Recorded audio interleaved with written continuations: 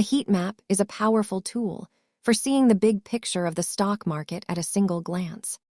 It turns complex tables of numbers into a color-coded map that highlights performance trends across different sectors. Instead of reading a long list of ticker symbols, a heat map lets you see which industries are growing or shrinking right now. Colors tell you the direction, while the size of the box tells you how much impact that stock has on the whole market. While spreadsheets are better for precise math, heat maps are unmatched for identifying immediate trends and sector-wide sentiment. You will often see tech stocks dominating the map because their total market value is significantly higher than other sectors.